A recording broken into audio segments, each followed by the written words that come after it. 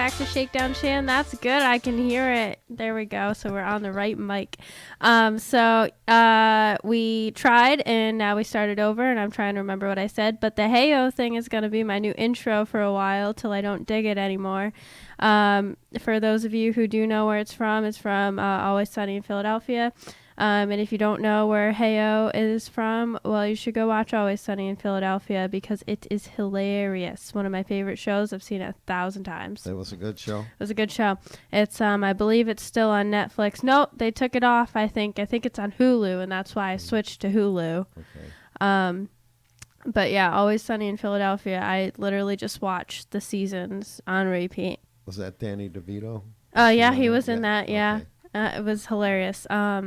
So anyway, we took a little bit of a vacation last week. We weren't here, and I did try to do a Facebook Live video finishing up Alexandria Ocasio-Cortez's ridiculously long platform. And I was at home in the mountains where I have really bad Wi-Fi signal, and it kept cutting in and out. And I was also trying to hold the puppy, and it was a train wreck, but we somehow managed to get through it.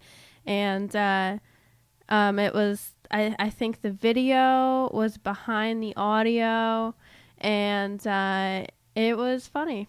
It was a good time. It was good. It was good. Rothbard got some video time. He got some air time. And we just finished up the last few things on there so we can move along on to what's current this week. So during our little vacation, Noah went to Cub Scout camp. So that's a fun thing that happened while we were away from the mic. And he stayed there for, I think, 4 days. He was away. And it was a really good experience. And I'm kind of upset that I didn't chaperone. I usually tend to chaperone and stuff, but it was during the week, and so I didn't really plan it out because it's our first year going to Cub Scout camp, so I was really disorganized on my end because I had no idea what to plan for or whatever, so I let him go. But I think next year I want to go. Anyway, they got rain the whole time, like torrential downpour, so maybe next year it'll be better weather and I'll luck out. So they went to Camp Wakapanami, I think that's how you say it, up like on near like Fort Ann area. And they learned how to shoot BB guns and archery. And they did a whole bunch of like team building stuff. And it was, it seems like a really good program. And he brought home his target practice stuff. And he said he was really bad at archery, but he didn't look like he was that bad at the BB guns. He looked like he did really good. He got a few close to the bullseye. Well, at least he tried it. Yeah, you know? Definitely. And I was looking through pictures and stuff. He's like the smallest kid there. So funny. We got a trip coming up to Battleship Cove in Massachusetts soon, where we stay overnight on a battleship. And that should be interesting. Mm-hmm. Got to drive out there and spend a night in Mass. On a battleship. Nice. It doesn't sound very comfortable. Yeah, but what an experience. It is a good experience, just to see what it's like. So, yep, that was pretty much it. Didn't do much else. Well, the weather was so lousy. Yeah, it rained and rained and rained, but we needed it. At we the needed track, it. it was terrible. Muddy. They had to take the steeplechase off the race, and they put it on Monday's card, but kept the people away. But the first sunny day, I think, was Sunday, where it was nice all day, and people came out. So yeah. But yeah, Saratoga's a madhouse right now. Oh. Traffic is it's so funny. You go up near Albany, and it's deserted. I know. Because track is open. Albany is completely dead. Getting tables at restaurants is no problem right now. Down there. It's terrible up here. It really is. I mean, there's just too many people for the size of the city. Yeah. It brings in a lot of money, though. Brings in a lot of money for businesses. Yeah, it does. But, I mean, we're busy all year round. I mean, Saratoga's always a hot spot. Yeah, you go in the spring or the fall, and people even in are the eating winter outside. Well, not outside. Not outside in the winter, but in the spring and fall, they're eating outside at 10 o'clock at night. Right. Yeah. So I mean, And in the wintertime, and I always tell people, in the wintertime during a snowstorm, you can see people walking on Broadway going into the coffee shops or the bookstores. Oh, yeah, I've been on Broadway during a snowstorm. I mean, it's pretty neat. People still come out. Yeah. So, yeah, track season, Saratoga's a mess. Don't come here. We Don't. We want you here, but don't come here. We secretly don't want you here. No, we want your business. We do. It's just traffic is annoying. People trying to get to work is annoying. But anyway, so speaking of local, I do have an article local coming from Ballston Spa. This little kid was having a lemonade stand, and it gets shut down. Well, I have a article here I wanted to read with you. Okay, so Ballston Spa. Jody, I'm not even going to pronounce her last name because I'll butcher it. You guys know that. Had simple goals for her son's lemonade stand on Saturday, but learning about New York State health and safety regulatory process was not among them.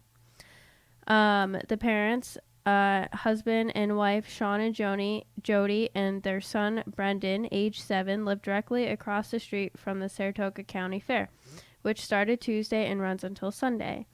The family lets people park on the lawn for $5 each, $10 on the weekend during the fair. They say they donate about half the money they make on the parking to charities such as Shriners Hospital for Children. We make out on the parking, Sean said. When it's not raining, we'll get up to 36 cars and fill it up twice in one day. The entrepreneurial family has also tried to give their son the all-American lessons inherent in running a lemonade stand off their back porch each of the last 4 years. There's the social aspect of it, speaking, using manners, being polite, counting money. It's not just making money, it's meeting people. These people will come back and see him, and the tradition of it. Jody said the tradition was interrupted Saturday when a woman wearing a green shirt said New York State Department of Health on it walked. This is a terribly written article, by the way. I'm sorry, whoever wrote it. A woman with a green shirt that said New York State Department of Health on it walked into the family's backyard and asked if Brendan had a permit to sell the lemonade. Are you kidding me? You're asking a 7-year-old if he has a permit to sell lemonade, which is, like, quote, the American dream of child entrepreneurship. Right. I mean, I've been thinking about having a lemonade stand with Noah all summer, and actually now I want to do it more this weekend. I want to, like, bring it to Saratoga and see if we get shut down and put it on video and, like, go viral on Facebook. Just because of this. And so anyway, she asked the 7-year-old if he has a permit to sell the lemonade. She came up on the deck and looked around and said, "You need a permit to do this." She was more afraid that people were going to get sick. Yeah, sure. I don't know, E. coli or something, Jody said. We decided to stop selling after that. Well, shame on you. You should have retaliated. Yeah. If people want it, they can make a donation. It's all over Facebook, and everybody who drives by has been shouting, "Go for the lemonade stand." Brendan said he was hoping to save money for a planned family trip to Disney World in Florida. I mean, how can you shut that down? This little kid just wants to go to Disneyland. I had a lot of customers. Last week I got 60 customers, he said. Sean said in the past his son has collected as much as 67 in a week, selling lemonade for 75 cents a cup and canned sodas for $1. He said he never got the name of the State Department health inspector who came to his house, but he believes his family may receive a fine. She took down all of our information, tried to take a picture of my son and the sign. I tried to put my hand in the way, and I told her I didn't give her permission to take the pictures of my son or anything on my property. So I asked her to get off my property as politely as I could. Children should feel free to sell lemonade, they said. We have lots of food and beverage opportunities as well as the animals. I'm not sure where this is going now. I guess they are in proximity to homeowners like I have no idea where this article is going right now. But I don't know really what their activities are with respect to private residences and the businesses they operate. Seems like it just skipped over something. There are health considerations when people go to the fair, just to prevent the spread of any bacteria associated with the animals to the humans. So I know that we do have inspectors during the week, but I don't really know what activities they participate in once they leave the fairgrounds. Sean said he's not sure if he will apply for a permit next time the family decides to sell lemonade near the fair, or if he'll be required to pay a $150 fine. Brendan, however, has learned a lesson he won't forget. That woman was a meanie, he exclaimed. I didn't have a permit, so she shut me down. Well, I'm going to talk to this kid. I want to tell him about Larry Sharp. That's absolutely ridiculous that they're bombarding a 7-year-old for not having a permit to sell lemonade. I think they should protest and start having kids get together and have lemonade stands all over the Saratoga, Ballston Spa area. I should contact this family and teach them the ways of the free market. I think it would work out good to have a peaceful child protest of lemonade stands. And what's the worst that could happen? People get hydrated with lemonade. It would be good. So anyway, that's local absurd news. You said you heard something. Yes, Assemblyman Jim Tedesco, who used to be Saratoga's assemblyman until they redistricted, the areas, and but he is in Ballston Spa. Ballston Spa is under his jurisdiction district, and he went to the Senate and stood up and told, the New York State Senate, and read the article about this child. And what they ended up doing was said that children can have lemonade stands, that there will be no fine for this child. And matter of fact, there was a picture in the Saratogian the other day with Jim drinking a cup of lemonade with with the boy next to him and the mother and father in the background. And he said, you don't have to worry about this again. Good for him. Yeah. That's great. So. Awesome. This is just the State Department of Health looking for more money. It's just absolutely ridiculous that they're looking for money from fining a 7-year-old from selling lemonade.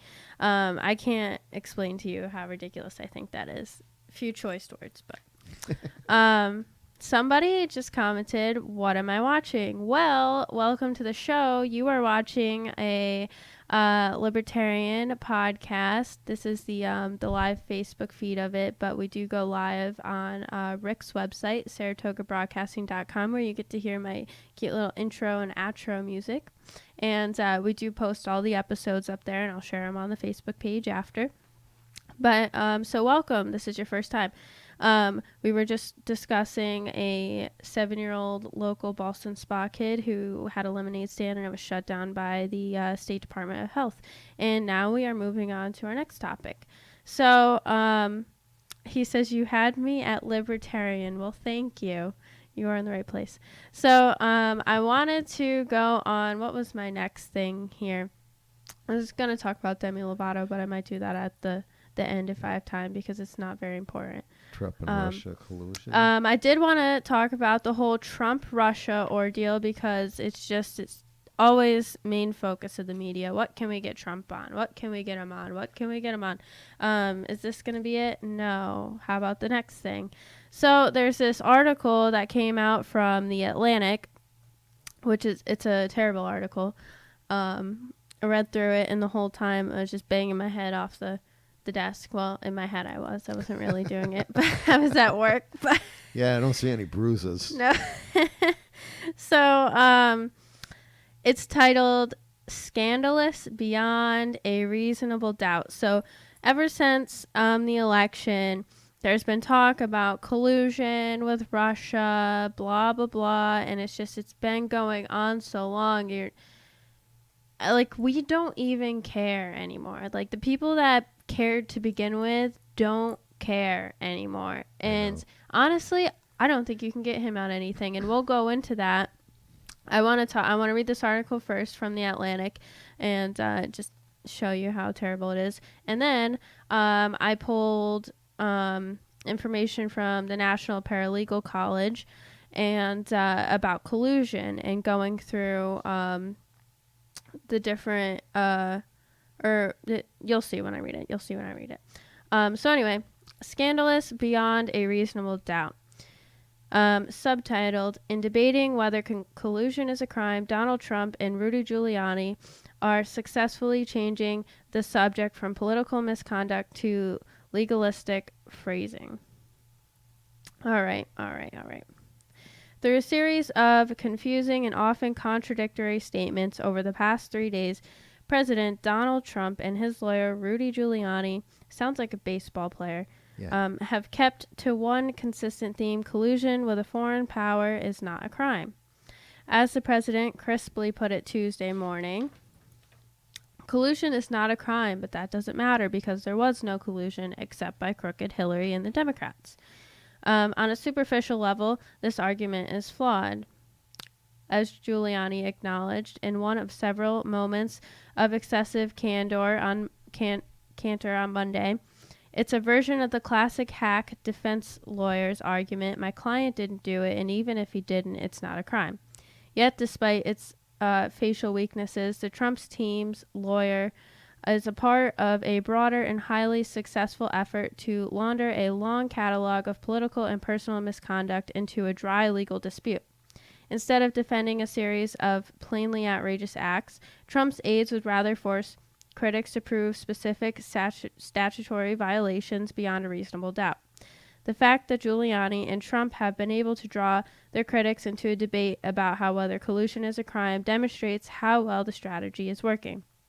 And you'll see when I get into the next article that collusion really isn't technically a crime, and we'll get into that. So they say, consider the facts that are public. Avoiding the need to speculate about what special counsel Robert Mueller or any other investigator knows privately. During the campaign, Trump called for Russia to hack and release the emails from his political adversary for the former Secretary of State, Hillary Clinton. The candidate later tried to pass this off as a joke. Okay, well, I mean, he did ask for that, but, I mean, asking for that technically isn't a crime. And any politician that's running is trying to get dirt on the opponent, and that's just a fact. And if you are saying that it's not true, then you're in denial, because that's happening everywhere. And whether or not you use that information, that's a different story. Right. I believe that hacking, and I think they mentioned this in the trial too, but the hacking itself is a crime. But we'll. Like I said, we'll get into that when we talk about the legal aspects. Late in the election, Trump authorized a 6-figure payment to help ensure the silence of a Playboy model with whom he allegedly had an affair. All right, I'm tired of hearing about this. It doesn't relate. Him paying off this Playboy affair doesn't relate. And the whole thing is he did it before he was in office. Right. Unlike President Clinton, who did it while he was in office and denied it. Right. I mean... And either way, it was a agreement between two people, a voluntary agreement between two people. And she got the money under the premise that she wouldn't talk about it. It was confidential. Right, and she violated that contract. So it's two voluntary people with a voluntary action, exchange of money, with a contract. And I see nothing wrong with that. Yeah, I don't think President Trump is a great person. We all know that. He's not the best morally sound person in the world. He's done a lot of bad things, and a lot of them we don't know about and won't ever know about. And this came to the surface where he's trying to quiet somebody up with money. And yeah, for me personally, I don't find that moral, but I mean, we're not the judges of morality. We're not trying to go around policing voluntary actions between people because we don't deem them moral. Right. They're still voluntary. And it has nothing to do with Russia. No. Absolutely nothing to do with Russia. And I think, I think he's a good president. The things that he's trying to do is what he promised that he would do. He didn't get in office and then completely turn around. It's just the Democrats will, and even some Republicans just won't work with him. And all they talk about is impeaching him. But I don't know for what, because all this time in 2 years they've been investigating him. They can't come up with anything. They can't find anything on him. And all they're doing is arresting people that were around him for things that they did, like Paul Manafort, made $32 billion in dealings with Russia, in business dealings. Well, that had nothing to do with the Russian collusion thing. But Mueller's his investigation is dealing with that, and that's outside the scope of what that investigation was started for. Right. And I don't think he's a great president. I also don't think he's the worst president. I'm very, very indifferent on Trump, and you all know that. He's not. I mean, there's a few things that he's doing that I like. He's bringing more attention to politics, and he made people pay attention. That's the biggest thing. Yeah, he did. And also, I mean, he's created over 3 million jobs, manufacturing jobs, since he's been in office. And the black unemployment rate went down from 8.8, which was the last 2 years of Obama's administration, down to 4.1. Which means that there's more African Americans working today than there's ever been. So, he has created a lot of jobs, which has helped the economy, and he's doing that with all these people fighting against him. And he can't do anything right without the Democrats saying. He's under a microscope, obviously. Oh yeah. He's probably under the finest microscope we've seen in a long time. Yeah. We had Obama in here doing all those shady things, starting illegal wars, but where was the microscope on him? But that is exactly what this whole trial is too. It's just putting him under a microscope and trying to nitpick every single detail of his life and trying to find something on him. And so I want to read that first part of it where it got into where they're trying to bring in the fact that he paid off somebody to keep quiet. Who cares? Who cares? Somebody commented the first part of the article is great. It's like they condemn the idea of needing proof to be guilty. Right. They're trying to say that he's guilty without any kind of proof. Absolutely right. I hope you mean great as in sarcasm. They are trying to get him without any substantial proof. So I want to get into the discussion of, is collusion a crime? So I have this really good article that's very indifferent to the sides. And there is definitely something shady going on, but what it is, we don't know. Is it criminal? We don't know. We really don't have enough evidence. Who knows? Will we ever know? I don't know. But I'm tired of it, and it's honestly just a waste of time, a waste of money. And so anyway, is collusion a crime? And the plot thickens. The web of entanglement between President Donald Trump and Russia continues to get murkier. My mouth is all twisted up. In mid-July, Donald Trump Jr., the president's son, revealed that he, along with President Trump's campaign manager, Paul Manafort, and the president's son-in-law, Jared Kushner, chairman for his 2016 presidential election campaign, met with a Russian government lawyer, Natalia, I'm not fluent in Russian, in June of 2016. Prior to the meeting, a mutual friend of President Trump and a former Russian business partner, who is a close ally of Russian President Vladimir Putin, emailed Trump Jr. letting him know that Natalia would provide official documents and information that would implicate Trump's opponent, Hillary Clinton, in her dealings in Russia.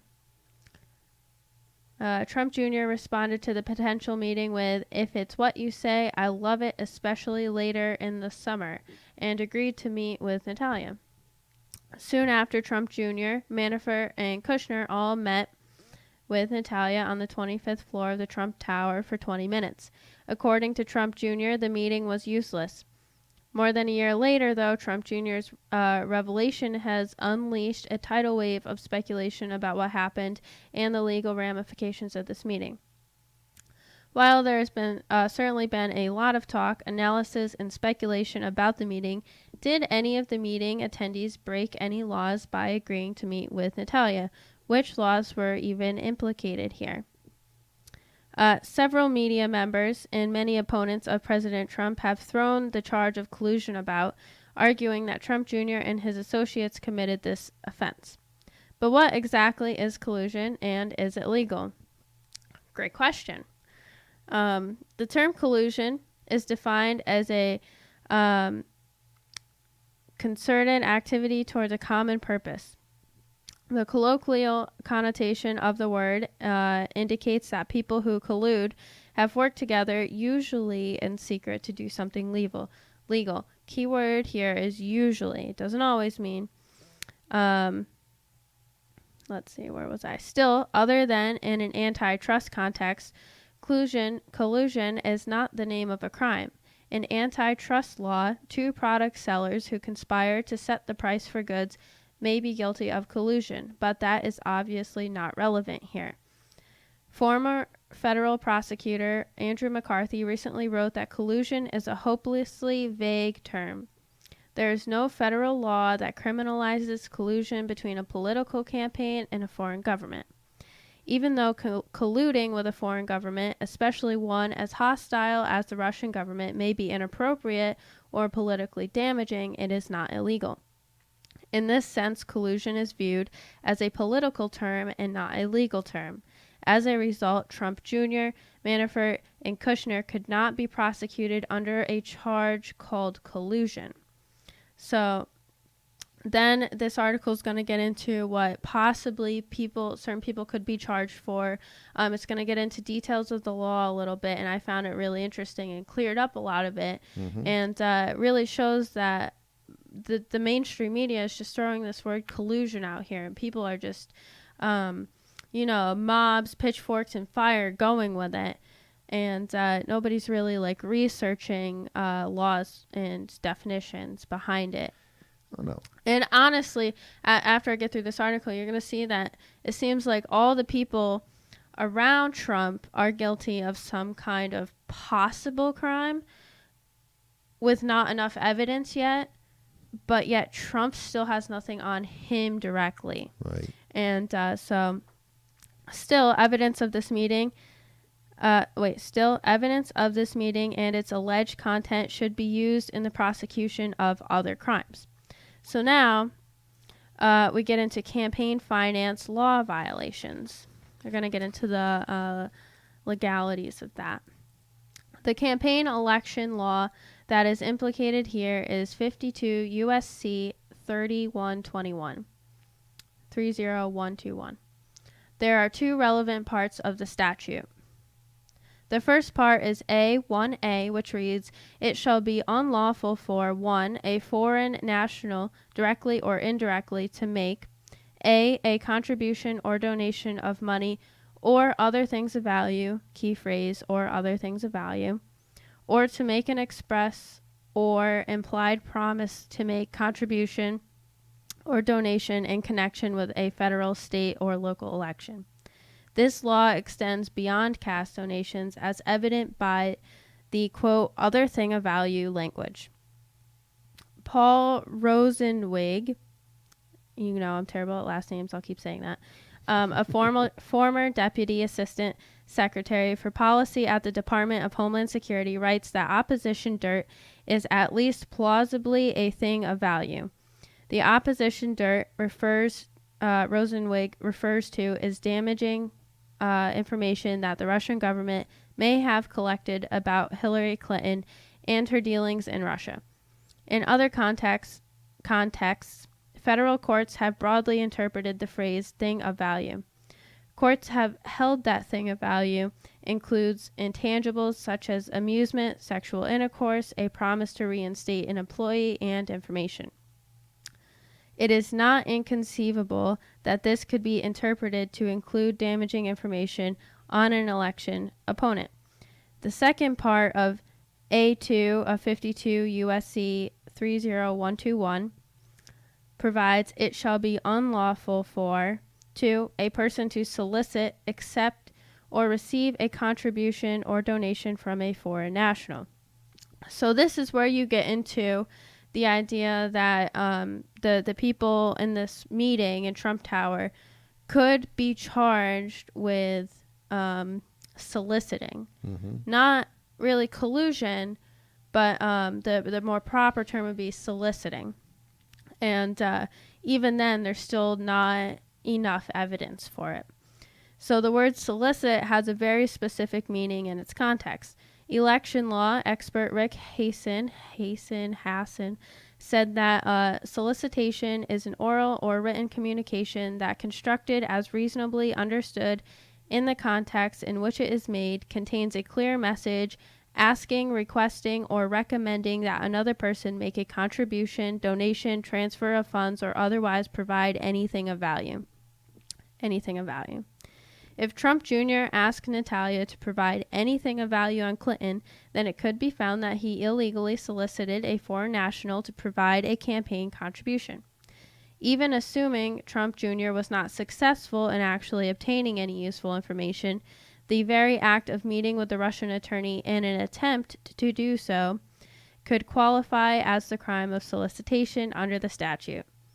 Some critics may argue that a solicitation occurred because Trump Jr. knew that the purported damaging information was something of value was coming from a foreign national associated with the Russian government.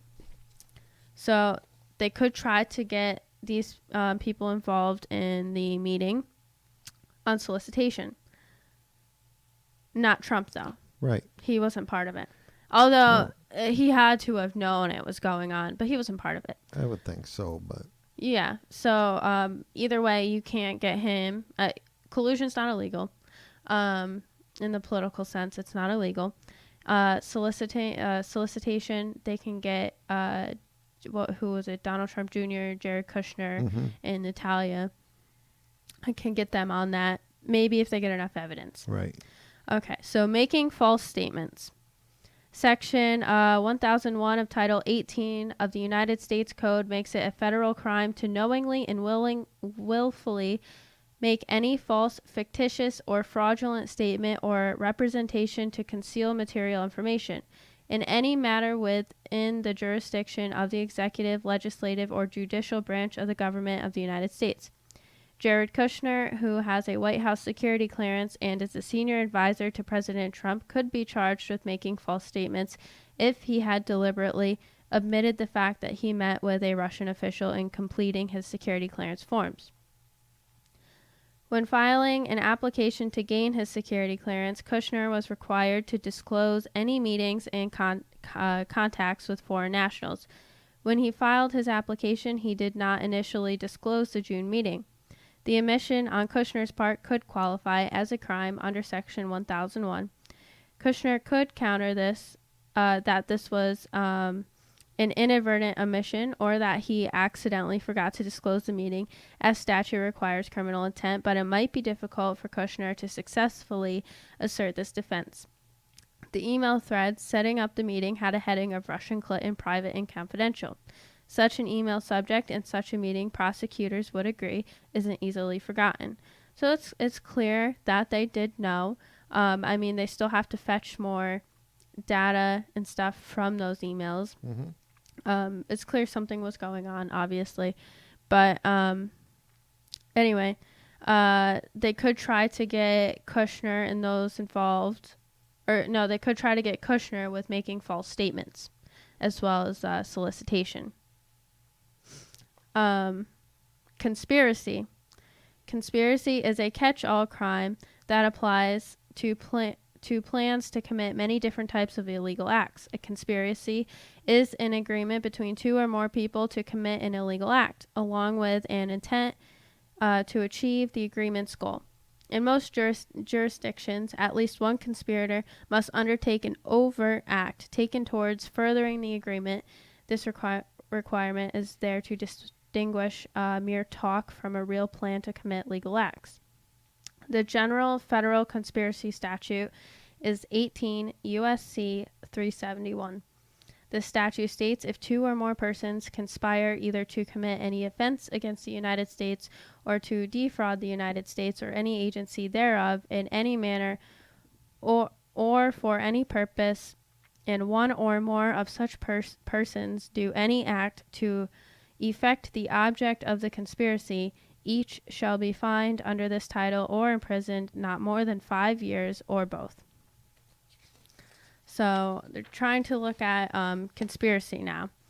Applying this to our case, the participants in the Trump Jr. meeting could be guilty of conspiracy, even if they committed no crimes, but conspired with those with whom they met to break the laws. For example, it can be established that Russian government intended to illegally help the Trump campaign by providing compromising and damaging information about Clinton and Trump Jr. and Natalia. On behalf of the Russian government, agreed to work together to achieve this illegal goal. Then conspiracy may apply. May. There's a lot of keywords here. If, could, can, may. Like I keep saying, there's not enough evidence, information, all that stuff. So it could be argued that Trump Jr. and his associates violated this federal law because they agreed to meet with Natalia to gain knowledge that would defraud the U.S., which includes conspiracies to impede the lawful functions of the federal government. If Trump Jr. and the Russian attorney had agreed to share damaging information regarding the Democratic candidate, then this would impede the administration of a presidential election, which is a lawful function of the federal government. However, the single fact that Trump Jr. met with Russian attorney might not be enough to demonstrate that a conspiracy has taken place. Prosecutors would have to collect more evidence through electronic discovery collection of emails and grand jury testimony that there was more collaboration, discussion, and cooperation between Trump Jr. and the Russian government. Moreover, it is unclear that interfering with an election, even with false information, constitutes the crime of fraud.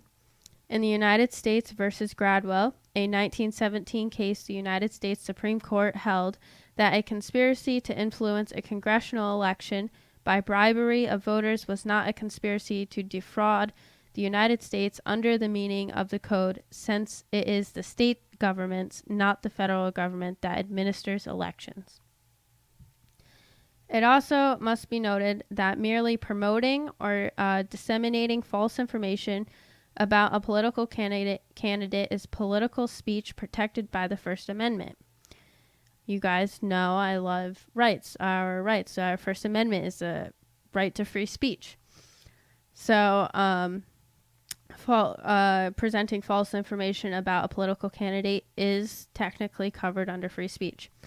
As the Supreme Court said in the 2012 case, United States versus Alvarez, false political statements are protected speech, a holding that comports with the common understanding that some false statements are inevitable.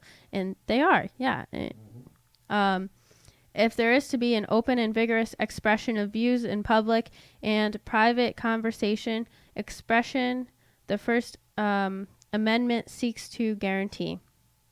Just showing that the Russians intended to lie about Hillary Clinton would be insufficient. The government would have to show that they intended to commit a more specific federal crime to implicate Trump Jr. The saga of Russian involvement in the 2016 United States presidential election has taken more twists and turns than the plot of a mystery novel. It doesn't look like the issue will be resolved anytime soon, and I agree. Let's see, who wrote this article? Is there a name on here? It came from the National Paralegal College, and I can't seem to find a name because just wanted to let you know who wrote it. But anyway, so they're saying, no, collusion's not a crime. Good. They explained why it's not a crime. And they went through campaign finance law violations, soliciting, making false statements, conspiracy. And so they went through all those, and each single one, you did not see any mention of Donald Trump. It's just everybody else around him. I don't think they're ever going to get something on him. I think he's too smart. I think if he was involved in any of this, I think he definitely had people on the outside do it. And so those are going to be the people that go down. That's right. Right. He doesn't do... They're not going to get anything on him. And like I said, it's a waste of time. It's a waste of money. Right. It's a waste of media. And it's all that the media wants to seem to cover.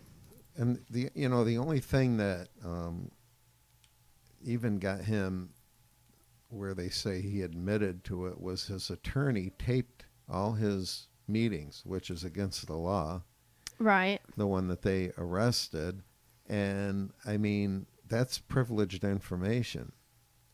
And his attorney now is giving it out, so he'll get a lighter sentence on the things that he did that were crooked. You know what I mean? Mm-hmm. Not relating to Donald Trump. But, I mean, it's a game that these people are playing. It is a game. It's a huge game. They hate Trump so much, and how much he's stirred up the people of America, and they want to get him out any chance they can. Well, there's a new syndrome now that they say that people have because a new syndrome. Yeah, it's called what the heck is it? Trump disassociated syndrome that people actually have, like what's that syndrome that soldiers have when they come home? PTSD? Yeah, that people that voted against Trump, now that he's in office, they have that because he's president. You know what they want to do? They want to give them medicine. Yeah. they want to give out more medicine. Oh, you guys are just suffering severe PTSD from the election. Yeah. Here, take this pill. Isn't it something? Here, take this pill. My gosh, they'll do anything to take pills. So that's what I have. I know that was a long article, but it was a really, really good article, I thought. It broke down some key aspects of the questions that we should be asking, and gave some legal insight. I myself am not familiar with the laws, so to me it was very informative and helpful. As soon as I read it today, I just had to share it with you. It wasn't even in my plans, and then I came across it today, and because I saw a headline of Trump shouting, "Collusion's not a crime," and I've been trying to figure it out if it is or if it's not, and I didn't think it was, and so I had to look into it. And but even what bothers me is though that even they said that collusion's not a crime. They should have said nothing, right? Because by saying collusion's not a crime, it makes me think, well, maybe there was collusion, but it's not a crime. But it's not a crime, and there probably most definitely was collusion. But either way, it's not a crime, and we're wasting time. Exactly. And how did you think Trump was going to be going about this the clean ridden way? No. Well, and the only reason why no. One of the reasons why the Democrats are giving him such a hard time is because he's not a politician. He won't he's a play businessman. their games. Right. And he knows how to deal with foreign leaders. I mean, look what he's made foreign leaders do already. I mean, they're now starting to pony up and pay their NATO bills. The European Union caved in and gave up concessions that they should have done under Obama. I mean, he knows how to deal with people. Yeah, he's a New York businessman. Right. When you're in the city doing business, you deal with people like the mob or the mafia, and you got to play hardball with business. That's right. It's a known fact that the mob or the mafia, whatever you want to call them, run pretty much the garbage industry in the city. If you want to start up a garbage business down there, you're screwed. Yeah. But Trump knows how to play hardball. And you're right, he's not a politician. That's why it scares a lot of politicians because he's not a politician. Yep. But I think even if there was collusion with Russia, how would you blame Russia at all? It was Trump or Hillary. That's and right. Hillary wanted to go to war with Russia. Yeah. And Trump said, no, let's be friends. Well, there's another thing, too.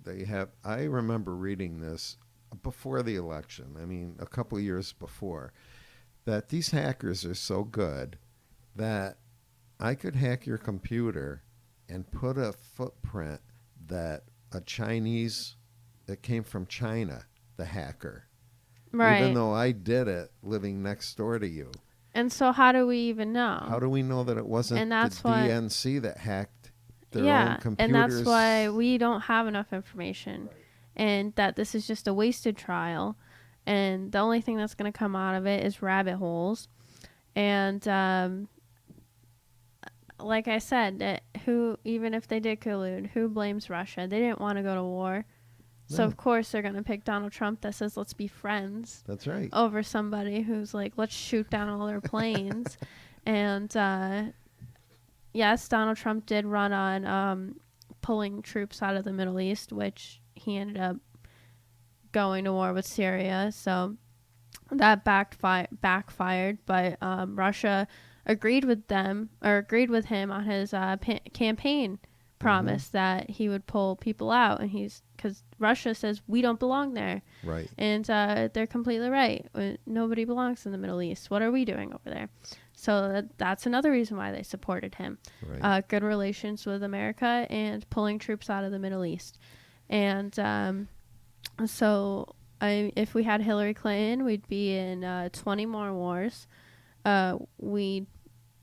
As far as debt, it'd probably be about the same. Trump's spending is a little crazy too, but every single president just adds it, and it's always different.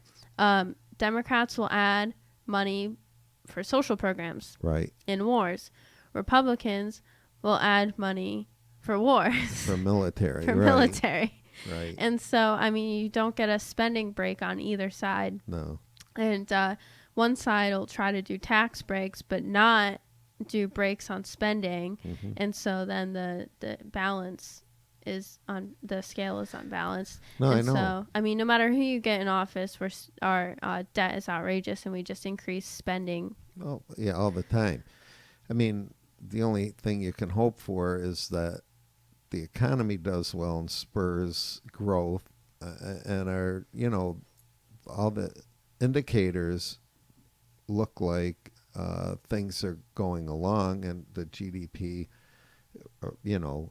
gets there, and we reduce and I think that's one of the reasons why he's doing this tariff thing, because we're selling more to we're buying more from China and it's supposed to be an equal deal, and they're not buying enough from us as they said they would. So, that would reduce the debt, because we're paying more for products like that with other countries. The same way with Canada. How many tractor trailers come across the border every day from Canada into the U.S.? It's in the tens of thousands that we're buying from produce and textile goods from Canada, and they don't buy enough from us to offset that. Right. So. I did pull out an article that I think I'll save for next time, though, about the trade war, and I'm still not sure how I feel about the trade war, because I feel like trade wars, you're putting so much at risk that they usually don't end well. Trade wars don't end well. We have been seeing China coming to the table, though, recently, and I haven't done enough research into it, though, to talk about it today. But the trade war is something that I did want to talk about. And also on the books for next week, Trump says no problem with government shutdown over border wall funding. I'm not going to really get into that, but woohoo, government shutdown, that sounds great. Let's not have government for a little while, Right. Yeah, wouldn't that be nice? Let's all just govern ourselves. Just lay back and just, I did want to say one thing that you were talking about, that Ortiz woman. Even Democrats are now starting to move away from her. Remember how she said she wants Medicare? Yeah, because she's so wacky. They can't figure out what democratic socialism means under her when she explains it. She's a socialist. Yes, she's not socialist. A democratic socialist. She's Right. going to mean bad things for the Democratic Party. Well, you know how she said she wants Medicare for everybody? Do you know the Office for Budget Management or whatever figured out what that would cost? $27 trillion a year. Oh, yeah, it's outrageous. I mean, so now they're kind of backing away from her because she'll bankrupt the country. But that's why the Democrats cheated Bernie Sanders out of the election. That's right. Because he was too socialist for the Democratic Party. She wants college for everybody, free tuition, right? Free Medicare for everybody. She wants to guarantee $15 minimum wage. Yeah. She wants to force all businesses to provide maternity leave for both parents, and all this other benefits nonsense.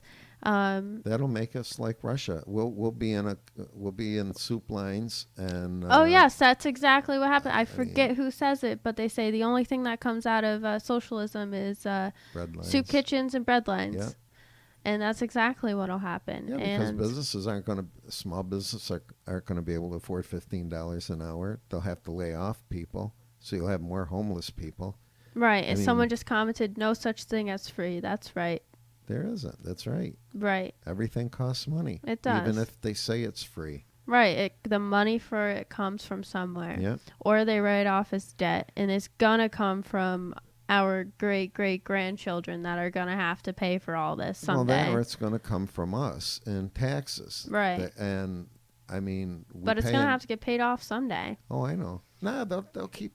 I mean, this has been going on. Yeah, I mean, I remember when I was a kid, they said, oh, your grandkids are going to have to pay for it. Well, now the grandkids are my children's age, and now they're saying that their grandkids are going to have to pay for it. We'll hit a depression soon. Yeah. Soon and enough. we'll have to keep paying more taxes. Right. Unless we do something. I mean, either way, the debt's so astronomical that we're going to hit a depression, and eventually it's going to have to get paid off. But we need to stop raising the debt. So we need to make some changes. We can't change the fact that we already have so much accumulated, but we can try to change the fact of accumulating more. Right. And let's see here, computer, and what else do I have for you? Oh, I was gonna say something about Demi Lovato. I'm not gonna get too far into it, but I don't know if you guys heard, but Demi Lovato, somebody that my generation grew up with, kinda, and a lot of us liked her. I mean, I don't really follow her too much, but I know of her, and I liked her a little. She was on a Disney program. Yeah. I kind of tune in when I was going through the channels. Yeah. She was on kind of a funny show back, Yeah. And so she's been dealing with heroin, I guess, and she just overdosed and went to the hospital and is in rehab and stuff. And so I just wanted to give a few minutes to say, stop being a hypocrite. Just because I know this has nothing to do with like the political nonsense, but this is just something I saw and I had to give my opinion on. Stop being a hypocrite that when celebrities have drug problems, you support them and say, oh, thank you for getting help. You're so brave and strong. But yet when Susie from church ends up, that you see every week, ends up having a heroin overdose and going to the hospital and going to rehab, she's a lowlife, and she's dirty, and she doesn't deserve to be alive, and that she's just a stupid junkie and a druggie. There's no consistency there, and I mean, good for her for getting help. I mean, it sucks that she overdosed, but she's getting help, and I mean, if you're gonna say she's a stupid junkie, why is Demi Lovato not a stupid junkie? Right. And why are you praising her and that it's so beautiful? And anyway, drug addiction is a terrible thing, and I have mixed feelings about it, about whether it's a disease or a choice. But I don't have time to get into that argument because that's a pretty heated argument I've had with some people. But anyway, what else? There was Demi Lovato and Plastic straws. oh, the plastic straws. We didn't get to the plastic straws. Yeah, plastic straws. No more for you. California's really What going. is the big deal about that?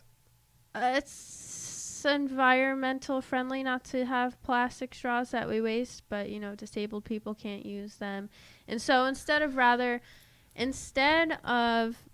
encouraging people to say no thank you to a plastic straw, we are now, or at least California, I believe, set up a law that it is imprisonable. These people can be fined and go to jail and be thrown in a cage for using a plastic straw. So instead of having people say no to a plastic straw, no thank you, they force disabled people who can't use straws to have to go get a prescription for plastic straws and then get them with their insurance and then carry them around instead of you just saying no to a straw. Either way, it's a plastic straw, and the government should not be telling me what I could drink my drinks with. Well, they said that handicapped people can't use them. Oh, well, they have to have the bendable straw. They have to have they're gonna have to have a prescription for it. Well, that's ridiculous. It's in the makings, and it's this huge thing that's blown up in the media, and it's outrageous that the government is even thinking about telling people what to drink their drinks with. I mean, if you can't pick up a glass, what are you supposed to do? You can't have any kind of a straw? I'm not really sure the whole legal aspects of it yet. I mean, I heard that they're going to allow paper straws. But biodegradable. But 50 seconds possibly. Into soda, it's going to disintegrate. Right, yeah. Soda will eat away at it pretty quick. What was it? Oh, I don't remember. I don't know. It's just ridiculous. It is ridiculous. It's one thing after another. It's just another way for them to make money. Fine you. Well, California, they're a bunch of wacko berserk people anyway. No, California, I'm sure there's some nice people out there, but your state is a wacko. Yeah, but they're moving out of California. Yeah, those people are moving. So, quick note before I go, my favorite podcast, Part of the Problem, Dave Smith's Part of the Problem, just had Larry Sharp on yesterday, and the episode is out on iTunes. I'm about halfway through it. I listened to half of it on my way here, and it's great. So if you're in New York and you've heard about Larry Sharp, or even if you haven't heard about Larry Sharp, go listen to Dave Smith's most recent Part of the Problem podcast episode with Larry Sharp on it. It's really, really good. So on that note, I'm going to tune out here. I'll be posting the link soon. And thank you once again, Rick, for having me here. Oh, no problem. Great time. And we'll see you some other time next week. Okay.